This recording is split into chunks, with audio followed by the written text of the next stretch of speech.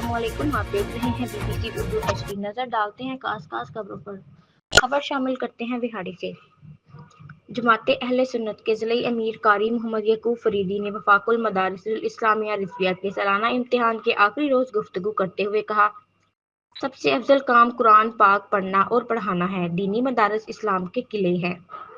علم دین حاصل کرنے والے رسول اللہ صلی اللہ علیہ وسلم کے مہمان ہیں۔ اس موقع پر ضلع بھر سے شرکت کرنے والے علماء کرام، سیاسی سماجی شخصیات نے جامعہ غوثیہ فریدیہ مظہر العلوم 35WB بہاڑی کی اچھی کارکردگی پر ادارے کے ناظم اعلیٰ قاری محمد یعقوب فریدی اور تمام انتظامیہ کو مبارکباد پیش کی۔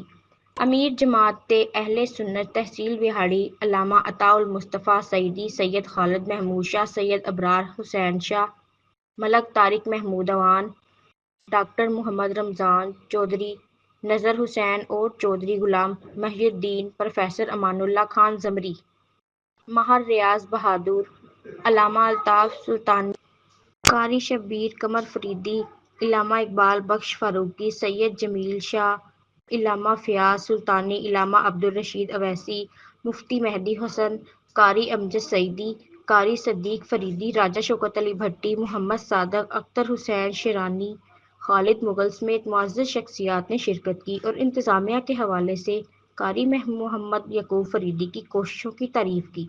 مزید اپ ڈیٹ کے لیے ہمارے ساتھ رہیں اور دیکھتے رہیں BBC اردو HD۔